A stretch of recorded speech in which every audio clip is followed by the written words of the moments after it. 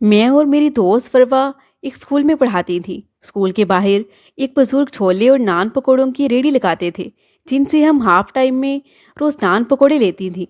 फिर यूं हुआ कि काफ़ी रोज तक वो बुजुर्ग दिखाई न दिए। हम काफ़ी रोज उनका इंतज़ार करती रहीं, मगर वो ना आए। एक रोज़ मैं काम के सिलसिले में फरवा के घर गई, तो ये देखकर मेरे होश उड़ गए कि ये कहानी हकीकत पर मबनी है, और जिन खातून की हकीकी ज़िंदगी से ताल्लुक़ रखती है, मैं उन्हीं की ज़ुबानी बयान कर रही हूँ। कहानी में असली नामों की जगह फ़र्सी नाम इस्तेमाल किए गए हैं। चलिए कहानी शुरू करते हैं। मेरे भाई ने मोटर मैकेनिक का डिप्लोमा किया हुआ था। वालिद साहब के एक अजीज़ अरसे से मस्कत में थे। वालिद साहब ने चचा फाजिल को खत लिखा कि अगर तुम उमैर को अपने पास बुलाकर रोज़गार पर लगवा दो तो तुम्हारा बेहद मशकूर होगा। चचा के एक दोस्त की वहाँ वर्कशॉप थी। उन्होंने वीज़े का बंदोबस्त कर दिया। जो शख्स वीज़ा लाया उसने अपनी मुआवनत की रकम भी तलब की। वालिद साहब ने जमा पूंजी मुआवजे के तौर पर उसको दे दी और कुछ रकम भाई को खर्च के लिए भी दी। इस तरह उमैर चचा फाजिल के पास मस्कत चला गया। उन्होंने अपने वाकिफकार से बात की और उसने भाई को अपनी वर्कशॉप पर बतौर हेल्पर रख लिया। पहले 3 माह तनख्वाह के मद में बहुत कम रकम तय की, बाद में बढ़ाने का वादा किया। भाई ने कबूल किया कि चलो अच्छी तरह काम सीख लूँगा, तनख्वाह भी आहिस्ता आहिस्ता बढ़ी जाएगी। इधर अब्बू की कलील पेंशन में हमारा गुजारा मुश्किल से हो रहा था। मैंने ग्रेजुएशन मुकम्मल की। आगे भी पढ़ने का इरादा था कि भाई बैरून मुल्क सेट हो जाएगा तो आगे दाखिला लूँगी, लेकिन भाई की तरफ से खाते ख्वाह रकम ना पहुँचती। रकम इतनी होती कि बस हमारा गुजारा हो जाता। लिहाजा मैं दाखिला न ले सकी और एक स्कूल में बतौर टीचर अप्लाई कर दिया कि जिसकी असामी के लिए अखबार में इश्तिहार पड़ा था कि स्कूल किसी फलाही अदारे का था। लिहाजा यहाँ यतीम बच्चों को पढ़ाना था। स्कूल हमारे घर से काफ़ी फासले पर था।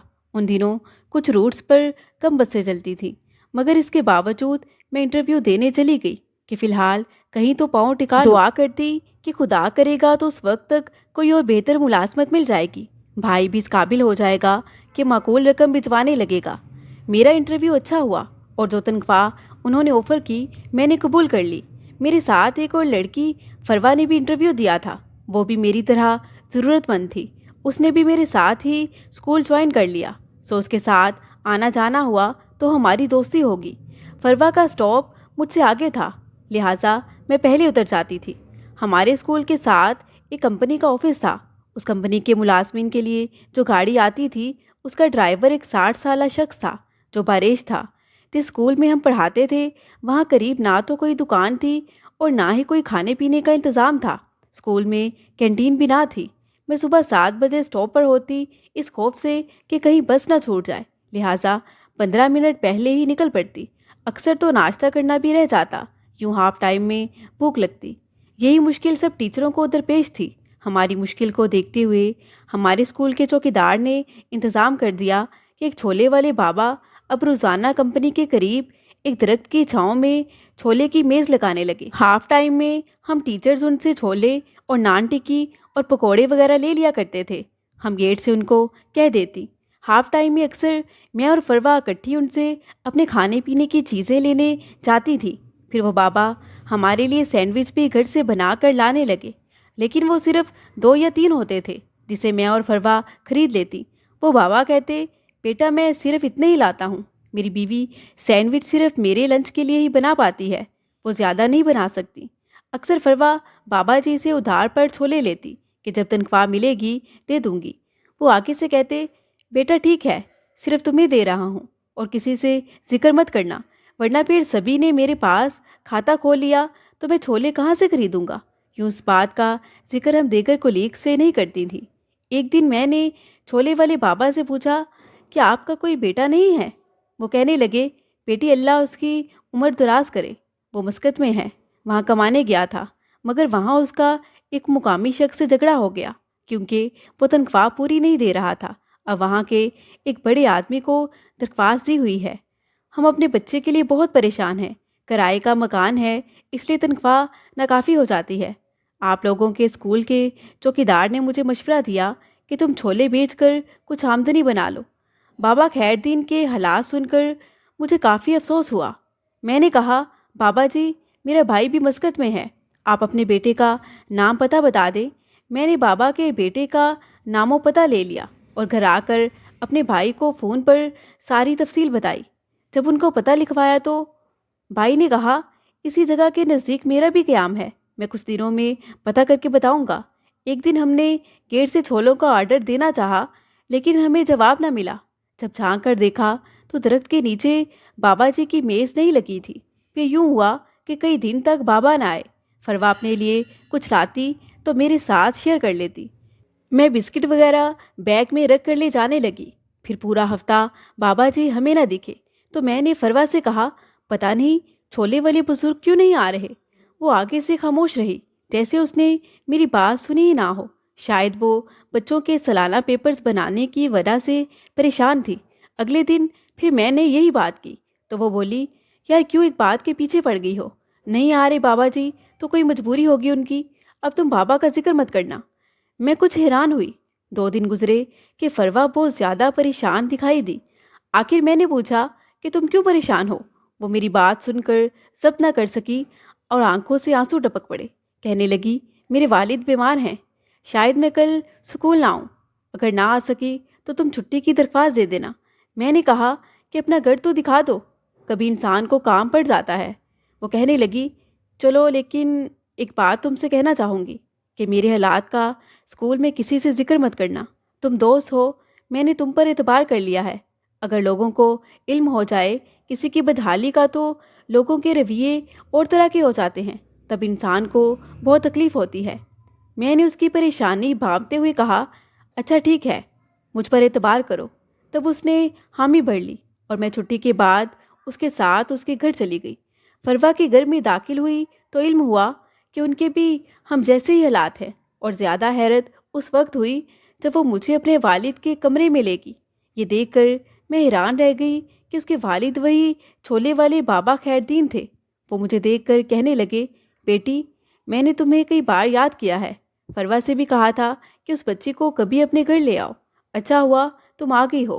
میں نے کہا، بابا جی فروا نے بتایا کہ آپ بیمار ہیں، اس لیے میں آپ کی خیریت پوچھنے آ گئی۔ وہ مجھے دعائیں دیتے ہوئے کہنے لگے، اچھا بیٹا، اللہ تمہیں سلامت رکھے۔ تم نے اپنے بھائی سے کیا میرے بیٹے کے لیے بات کی تھی؟ میں نے کہا، جی ہاں بابا جی، میں نے ان کو آپ کے بیٹے کا پتہ دیا تھا۔ اس نے کہا ہے کہ… آگے میں رک گئی، سوچا کہ بیمار ہیں، کیسے بتاؤں کہ رات ہی بھائی کا فون آیا تھا اور انہوں نے بتایا کہ ان کا بیٹا علیم حوالات میں ہے، کیونکہ اس مقامی شخص نے کہ جس کے ساتھ اس نے جھگڑا کیا تھا اسے چوری کے الزام میں اندر کروا دیا ہے۔ مجھے ششوپن میں دیکھ کر وہ بولے، بیٹا مجھے کچھ نامعلوم ہونے سے میری بیماری زیادہ بڑھ جائے گی۔ اگر میرے بیٹے کے بارے میں کچھ معلومات ہیں تو مجھے بتا دو، میں اس کے بارے سننے کے لیے بےتاب ہوں۔ کیوں مجھے انہیں بتانا ہی پڑا، ظاہر ہے وہ اور زیادہ بجھ کر رہ گئے۔ بس اتنا کہا، بیٹی اللہ مالک ہے، وہ کارساز ہے، وہ ضرور کوئی نہ کوئی مددگار اس کے لیے بھیج دے گا۔ میں نے مزید بتایا کہ میرے بھائی جان کہہ رہے تھے کہ انہوں نے چچا فاضل کو بتایا ہے، کیونکہ وہ عرصے سے وہاں رہ رہے ہیں، انشاءاللہ کچھ سبیل نکل آئے گی۔ میں نے انہیں کافی تسلی دی، اللہ نے میری بات کی لاج رکھ لی۔ کچھ دنوں بعد میرے بھائی چچا فاضل کے پاس گئے اور انہوں نے وہاں کے ایک بڑے آدمی کو درخواست دی۔ بابا جی کے بیٹے پر چوری کا الزام ثابت نہ ہوا، یوں فروا کے بھائی کو جیل سے رہائی مل گئی۔ فروا میری بہت مشکور ہوئی، پھر اس کا بھائی واپس آ گیا، لیکن فروا کے حالات بدستور وہی رہے۔ بابا جی بھی ٹھیک ہو گئے، مگر انہوں نے چھولے فروخت کرنا بند کر دیے تھے۔ وہ اب بہت کمزور ہو گئے تھے۔ ان کے بیٹے کو بابا جی جہاں ملازمت کرتے تھے وہاں کے مالک نے اپنی کمپنی میں معمولی ملازمت پر رکھ لیا، یوں بابا گھر بیٹھ گئے۔ میری بھائی کی اور اچھی جگہ نوکری ہوگی، تنخواہ بھی خاطر خواہ ملنے لگی تو وہ ہر ماہ ہمیں زیادہ رقم بھجوانے لگے۔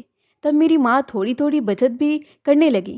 2 سال پلک جھپکتے گزر گئے، پھر مجھے دوسرے اسکول میں اچھی جاب مل گئی اور یہ اسکول بھی گھر کے نزدیک تھا۔ انہی دنوں میرے بھائی چھٹی پر پاکستان آئے تو میں نے فروا اور اس کے بابا کا احوال انہیں بتایا۔ وہ کہنے لگے، کسی روز چھٹی کے دن تم اگر جا کر ان کا حال معلوم کر لو، میں بھی علیم سے ملاقات کر لوں گا۔ اتوار کے روز میں اپنے بھائی کے ہمراہ فروا کے گھر گئی۔ اس کے والد بدستور بیمار تھے، اور فروا نے ان کی خاطر ملازمت چھوڑ دی تھی۔ میرے بھائی بابا خیر دین سے ملے اور علیم سے بھی ملاقات ہوگی۔ فروا نے بھی آ کر ہمیں سلام کیا اور پھر ہم دونوں دوسرے کمرے میں باتیں کرنے لگی۔ اس کی والدہ اور بابا جی نے میرے بھائی کا بہت شکریہ ادا کیا اور انہیں دعائیں دیتے رہے۔ گھر آ کر بھائی جان کے دل پر ان لوگوں کے حالات دیکھ کر ایسا اثر ہوا کہ والدہ سے کہا کہ آپ مجھے شادی کرنے کا کہہ رہی تھی، وعدہ کریں کہ میں آپ کو جس گھر بھی بھیجوں گا آپ وہاں لڑکی دیکھنے جائیں گی۔ امی کہنے لگی، ارے کیوں نہیں، وعدے کی کیا ضرورت ہے، میں ضرور جاؤں گی۔ ایک روز بھائی ان سے کہنے لگے، امی چلیے میں آپ کو اس گھر لیے چلتا ہوں کہ جہاں میرا رشتہ طلب کرنا ہے۔ وہ موٹر سائیکل پر امی کو بٹھا کر فروا کے گھر لے گئے۔ فروا اور اس کے گھر والوں کا ذکر مجھ سے امی نے سنا ہوا تھا، لیکن ان سے ملی کبھی نہیں تھی۔ انہوں نے جب لڑکی دیکھی تو وہ ان کو اچھی لگی۔ بیٹے نے گھر آ کر کہا، امی یہ شریف لوگ ہیں، بڑے لوگ نہ تو ہمیں رشتہ دیں گے اور نہ ہی ہمیں ادھر دیکھنا چاہیے، ہمارے لیے اپنے جیسوں کا ہی رشتہ ٹھیک رہے گا، آپ فروا سے ہی میری شادی کروا دیں۔ فروا کا نام سن کر میرے کان کھڑے ہو گئے۔ دل میں شک تو پیدا ہوا کہ یہ کہیں میری سہیلی ہی تو نہیں، مگر پھر انجان بنتے ہوئے پوچھا، بھائی کہاں رہتی ہے یہ آپ والی فروا؟ وہ آگے سے کہنے لگے، تم اسے اچھی طرح جانتی ہو، وہ تمہاری سہیلی ہی تو ہے، تم ہی تو مجھے ان کے گھر لے گئی تھی۔ میں نے اسے دیکھا تو وہ مجھے پسند آئی، اسی لیے امی کو لے گیا کہ پہلے وہ لڑکی کو پسند کر لے تو پھر ہی تم سے ذکر کریں گے۔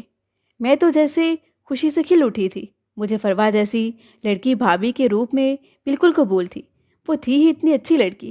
اب میں خوشی خوشی امی کے ساتھ رشتے کی بات کرنے گئی۔ اس کا بھائی علیم تو پہلے ہی میرے بھائی کا احسان مند تھا کہ وطن واپسی کا کرایہ بھی انہوں نے ہی اسے دیا تھا۔ بابا خیر دین تو اتنے خوش ہوئے کہ جیسے ان کے تن مردہ میں جان پڑ گئی ہو۔ انہوں نے خوش ہو کر اپنی بیٹی کا رشتہ میرے بھائی کے لیے دے دیا۔ یوں بغیر منگنی کیے اور کسی دوسری رسم کے ہی شادی کی تاریخ رکھ دی گئی۔ میں نے فروا سے بھی اس کے دل کا حال جانا تو وہ بھی اس رشتے سے کافی خوش تھی۔ پھر وہ دن بھی آ گیا جب ان دونوں کی شادی تھی۔ اس طرح فروا میری بھابھی بن کر ہمارے گھر آ گئی۔ کہتے ہیں کہ مرد کے رزق میں بیوی کے نصیب سے اضافہ ہوتا ہے۔ جس گھر میں آپس میں سب پیار محبت اور صلح سے رہتے ہوں، وہاں بھی اللہ تعالیٰ رزق میں برکت ڈال دیتا ہے۔ ہمارے گھر کا ماحول ایسا ہی تھا۔ خدا نے میرے بھائی کی نیک نیتی کا پھل فروا جیسی بیوی کی صورت میں دیا تھا۔ وہ ہمارے لیے ہماری توقع سے زیادہ اچھی ثابت ہوئی۔ میرے والدین کی اس طرح خدمت کرتی کہ سگی بیٹیاں بھی کیا کیا کرتی ہوں گی۔ میرے بھائی شادی کے بعد ایک ماہ بیوی کے ساتھ رہے اور پھر واپس مسقط چلے گئے۔ اب بھابھی کو ان کی غیر موجودگی میں ہمارے ساتھ رہنا تھا اور وہ خوش دلی سے رہیں۔ میری امی کو گھر کے کسی کام کو ہاتھ نہ لگانے دیتی، وہ زبردستی ہی خود کچھ نہ کچھ کام کرتی یا فروا کا ہاتھ بٹاتی تھی کہ ان کو کام کرنے کی عادت تھی۔ وہ میری چھوٹی بہن اور بھائیوں کا بھی بہن بن کر خیال رکھتی۔ سچ بات ہے کہ ہمارے گھر کمانے والا ہمارا بھائی ہی تھا۔ انہوں نے کبھی یہ نہ کہا کہ کمائی میرے شوہر کی ہے اور تم لوگ اتنے زیادہ کھانے والے ہو۔ یوں ان کے صبر نے اجر دیا۔ میرے بھائی مسقط سے عمان چلے گئے، ان کو وہاں محل میں ملازمت مل گئی، خوب پیسہ کمایا اور اتنی جان پہچان ہو گئی کہ بھابھی کے بھائی علیم کو بھی بلوا کر اپنے ساتھ نوکری پر لگوا دیا۔ اب ان کے حالات سنبھلنے لگے۔ فروا اور مجھے ایک دوسرے سے اب بھی سہیلیوں جیسا ہی پیار تھا، مگر اب میں بھابھی کے رشتے سے اس کا احترام بھی کرنے لگی تھی۔ امی خود بہو کو ان کے میکے لے جاتی تھی اور چند دن بعد خود جا کر لے آتی تھی۔ اس بار جب بھائی آئے تو ایک چھوٹی گاڑی بھی خرید لی اور فروا بھابھی کو ڈرائیونگ بھی سکھا گئے تاکہ ان کے جانے کے بعد امی کو اور مجھے جہاں بھی جانا چاہے لے جائیں۔ وہ خود مہینے بھر کا سودا سلف امی کے ہمراہ جا کر لے آتی۔ جب ان کے گھر کوئی بیمار ہوتا اور امی کو پتہ چلتا تو وہ کہتی، تمہارے میاں کی گاڑی کس لیے ہے؟ چھوٹے دیور کو ساتھ لے جاؤ، اپنے بیمار عزیز کو ڈاکٹر کو دکھا لاؤ۔ غرض کے امی نے بھی ساس نہیں ماں والا سلوک رکھا اور اس نے بھی ایک بیٹی بن کر ثابت کر دیا۔ اس دوران میری والدہ نے میرے لیے کئی رشتے دیکھے مگر کہیں بات نہ بن پاتی تھی۔ میری والدہ میری وجہ سے کافی پریشان تھی کیونکہ مجھ سے چھوٹی دو بہنیں ابھی جوان تھیں اور اس کی شادی بھی ابھی ہونی تھی۔ مگر ابھی تک میرے لیے ہی کہیں بات نہ بن پا رہی تھی۔ 2 سال بعد میرے بھائی اور فروا کا بھائی دونوں اکٹھے پاکستان آئے۔ اب اس کے والدین علیم کی شادی کا سوچ رہے تھے۔ فروا نے مجھ سے بات کی، کہنے لگی میری امی سے تو کچھ کہنے کی ہمت نہیں پڑتی، اگر تم چاہو تو ہم علیم کے لیے تمہارا ہاتھ مانگ لیں۔ دراصل فون پر میرے بھائی نے ہی یہ بات اپنی بیوی کے کانوں میں ڈالی تھی۔ انہوں نے ساتھ رہ کر علیم کو اچھی طرح جان پرکھ لیا تھا۔ علیم کو میں بھی دیکھ چکی تھی، وہ فرواہی کی طرح خوش شکل اور خوش مزاج تھا۔ میرا بھی تو ابھی تک کوئی ڈھنگ کا رشتہ نہیں آیا تھا، عمر بھی آگے بھاگے جا رہی تھی۔ اب میں کوئی بچی بالی نہ رہی تھی، ہر بات کو سمجھتی تھی۔ ہمارے حالات اچھے ہو گئے تھے تو فروا کے والدین کے حالات بھی بہت بہتر ہو چکے تھے۔ ان کے مکان کی تکمیل کے لیے کسی کو بتائے بغیر میرے بھائی نے علیم کو کچھ قرضہ بھی دیا تھا۔ قرض کے ان کی آپس میں اتنی اچھی دوستی بن گئی تھی کہ میرے بھائی نے میرے بارے میں یہی فیصلہ کیا کہ بہن کو کسی اجنبی کے گھر دینے کی بجائے ان دیکھے والے لوگوں میں کیوں نہ دوں جو اب ہمارے لیے اپنوں سے بڑھ کر ہو چکے تھے۔ بھابھی نے ہر حال میں شوہر کی غیر موجودگی میں سسرال میں رہ کر گزارا کیا، کبھی کوئی مطالبہ کوئی شکوہ نہ کیا اور نہ ہی ہمیں کوئی شکایت کا موقع دیا۔ فروا کے گھر والوں کو تو میرے بھائی کا یہی احسان نہ بھولتا تھا کہ میرے بھائی نے ان کے بیٹے کو کوشش کر کے رہائی دلوائی تھی، پھر اس کو اپنے پاس بلوایا اور اچھی ملازمت پر لگوایا تھا۔ کہتے ہیں کہ انسان نیک ہوں تو چراغوں سے چراغ جلتے ہیں، خود غرض اور احسان فراموش ہوں تبھی کوئی ان کا کیا بگاڑ سکتا ہے۔ لیکن رب کی وہ ذات تو دیکھ رہی ہوتی ہے کہ جو سب سے بڑا منصف ہے اور جس کی مٹھی میں رزق اور نیکی کرنے والوں کے لیے ایک اجر عظیم ہے۔ میری ایک بہن تو بیاہی گئی تھی مگر ایک چھوٹی بہن بن بیاہی تھی۔ والدین کو اس کے رشتے کی بھی فکر تھی، لہٰذا میں نے بھائی اور بھابھی کے فیصلے کو سر آنکھوں پر رکھا اور بخوشی اپنی رضامندی دے دی۔ والدین نے شکر کیا کہ ایک بیٹی کا مسئلہ تو حل ہوا۔ ہمارے لیے دولت نہیں، شرافت ہی کی اہمیت اولین تھی، اور بھابھی والے بھی ہماری قبیل کے ہی لوگ تھے، سو خوب نبھ گئی۔ وہ مسائل جو خواہ مخواہ اکثر خواتین گھریلو زندگی میں پیدا کرتی ہیں، وہ نہ میں نے پیدا کیے اور نہ فروا نے۔ میں نے فروا بھابھی سے بہت کچھ سیکھا تھا۔ ایک اچھی بھابھی بن کر اس نے عملی طور پر مجھے سمجھا دیا کہ گھر کیسے بساتے ہیں اور رشتوں کو کیسے نبھایا جاتا ہے۔ سو میں نے بھی اپنی چھوٹی نند اور دیور کو بہن اور بھائی ہی سمجھا۔ ہمارا گھرانہ مثالی تھا، لیکن یہ قدرتی بات ہے کہ بیویاں چاہتی ہیں کہ شوہر ان کے ساتھ رہیں۔